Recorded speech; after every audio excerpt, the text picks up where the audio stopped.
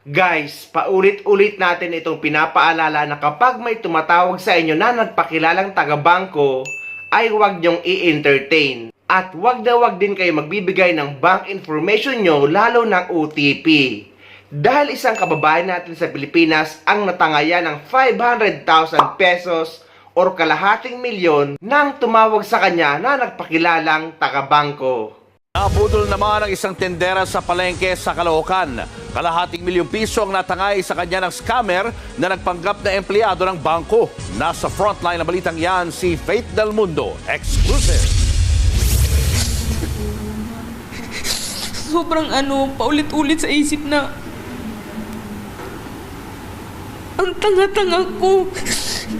Napaiyak na lang ang tindera sa palengkeng si Rosalie Ibanez nang malamang nabudol siya. Hindi niya ngayon malaman kung paanong babayaran ang 500,000 pesos na inubos ng scammer sa kanyang credit card. Kwento ni Rosalie, tinawagan siya ng lalaking nagpanggap na taga-bangko. Napaniwala siya dahil alam ang lahat ng detalye ng kanyang transaksyon. Sa sobrang pagtitiwala, 14 na beses niyang ibinigay sa kausap ang one-time PIN o OTP. Na mental block na ako. Lahat ng pinadala niya sa akin, inano ko na, sumunod na lang ako ng sumunod. Sabi niya sa akin, ayaw accept yung OTP na isa. Sabi niya, ayaw mag-proceed eh.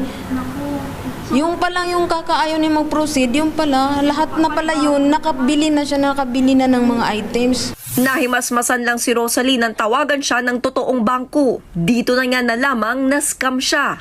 Yun nga lang, huli na. Ang tawag sa ganyang modus, phishing o voice phishing. Yan yung nagpapanggap na tauhan ng isang kumpanya kahit hindi naman. Ang masaklap kay Rosalie, nawalan siya ng pera at tumindi ang stress. Huminto na sila kasi hindi ganun kadali yung buhay na sinisira nila or masira nila kasi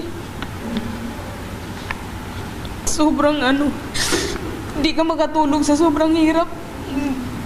Parang iniisip mo bakit ganun katanga. Nagpaalala naman ang mga otoridad para hindi maloko sa voice phishing at iba pang scam.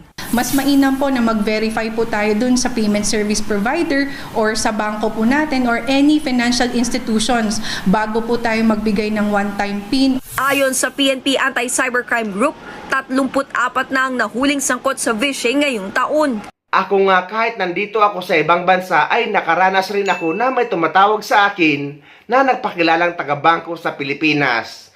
At alam kung saang branch ang bangko ko pati ang mobile number ko. At hinihingi ang bank information ko at OTP at kailangan ko daw mag-update ng account ko dahil kapag hindi ko daw in-update ay magsasarado ang bank account ko. Pero dahil nga alam ko at aware ako sa mga ganitong modus, ay hindi sila nakakuha ng kahit anong impormasyon sa akin.